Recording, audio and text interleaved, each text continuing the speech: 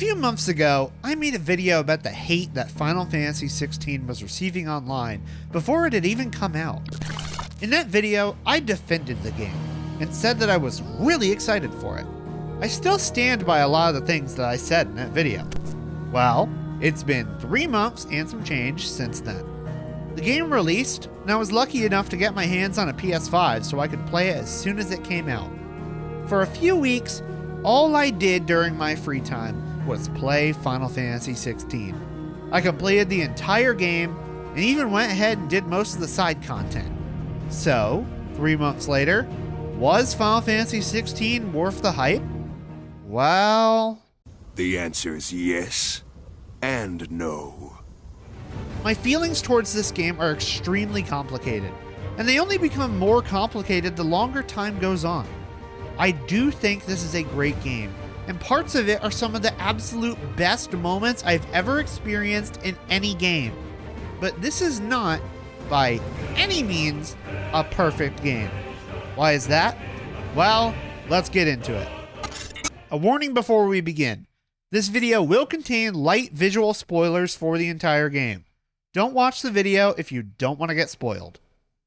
Before we start getting into my criticisms, let's talk about a few aspects of this game that I absolutely love, those being the visuals and sound design. The graphics of this game are absolutely beautiful. Characters are extremely detailed, and facial animation in the cutscenes is phenomenal. These characters feel like real people because of how well they are animated, which helps with telling the story. The overall visual style of the game is very striking and can absolutely blow your mind at points. The more realistic and gritty aesthetic works surprisingly well with the more colorful and fantastical Final Fantasy elements like magic and chocobos. And the areas you play through manage to incorporate a lot of color to contrast the dour events of the story. The developers really get their mileage out of the PS5's hardware and manage to create some truly spectacular set pieces for the levels and boss fights. It's hard to believe that I'm even playing a game sometimes, because what I'm seeing on the screen can sometimes feel like a Hollywood film production. There are few games I feel deserve to be called truly epic, but this is one of them. On the sound design front, this game is an absolute triumph. Voice acting, from the main characters all the way down to random NPCs, is consistently phenomenal.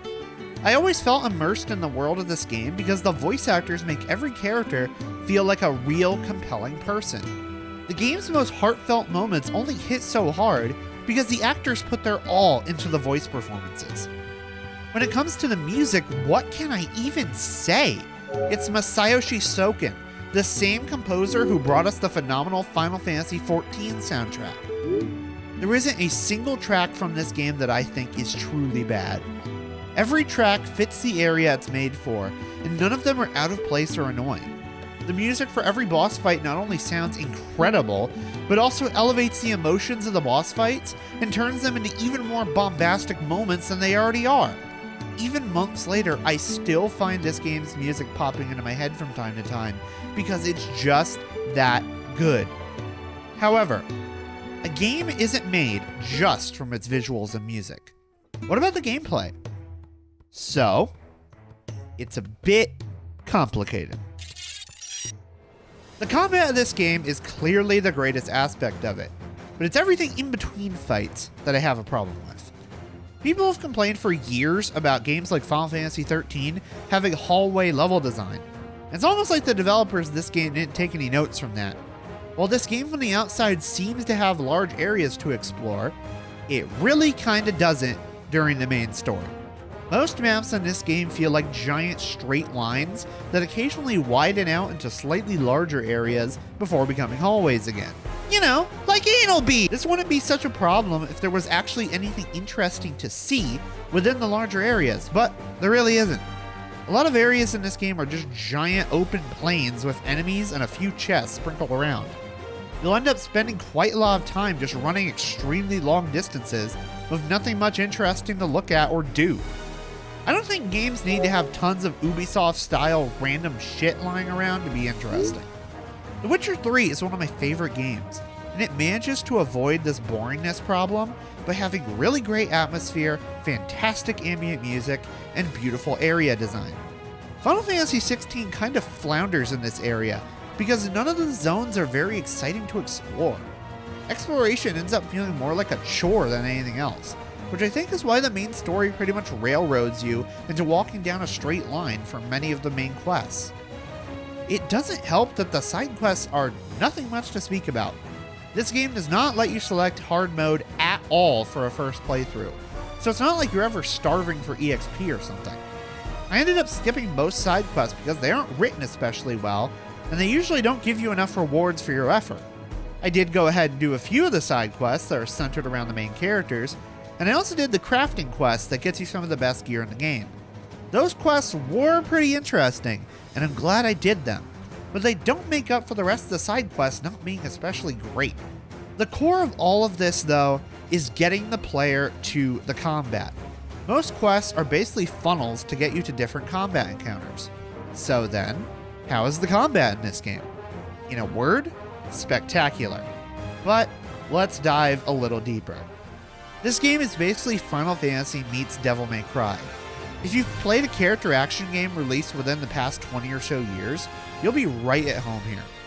Clive is armed with just a sword and his innate magical abilities, which he can combo together by timing presses of the square and triangle buttons.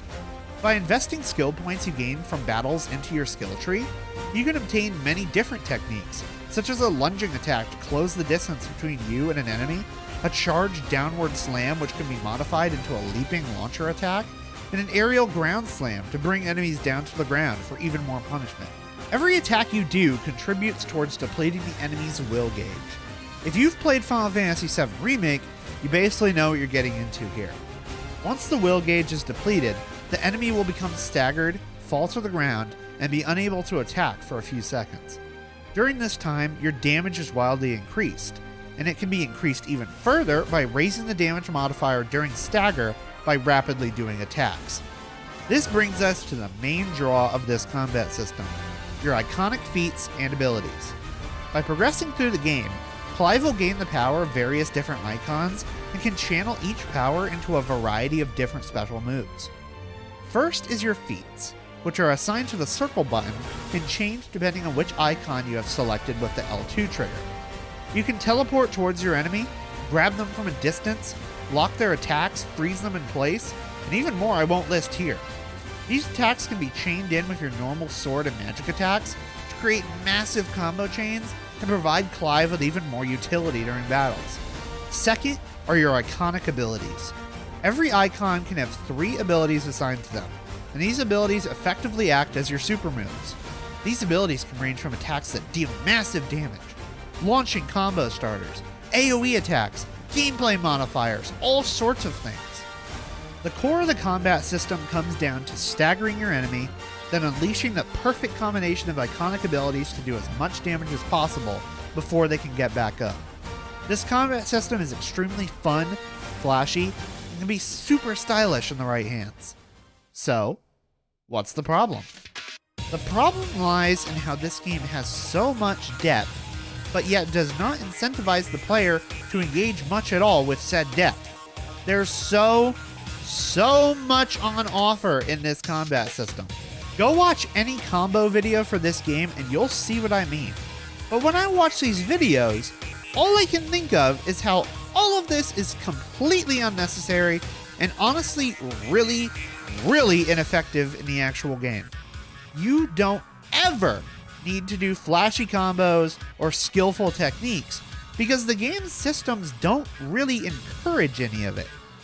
Raw damage is so much more important in this game that by endgame, the best way to win fights is to stagger the enemy and then spam all of your abilities so you can kill every boss within 2 staggers. Seriously, look at this! It's interesting to me that the developers of 16 took so much from Devil May Cry and yet didn't implement its most important aspect, the style meter. The style meter is what incentivizes the player to actually utilize all of the cool techniques and abilities that DMC gives them access to. If it wasn't there, then you would have 0 reason to do any of the cool stuff besides, well, boredom, I guess. DMC forces you to not play complacently if you want to get a high score, while Final Fantasy XVI lets you get away with pretty much spamming the same combination of abilities over and over with no real consequences. I don't think 16 has a bad combat system in a bubble. In fact, I think it's a very fun system, especially on a first playthrough. However, by the end of the game, half of the depth of the combat system is rendered unnecessary by the way the game is designed.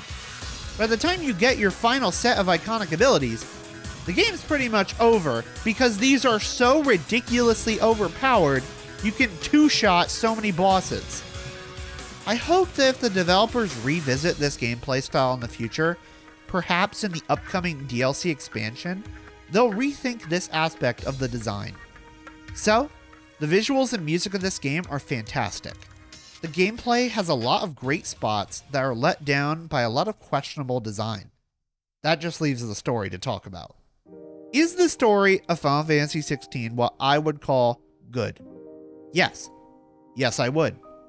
I enjoyed the characters, I enjoyed the story that they went through, and I thought the ending was honestly really captivating.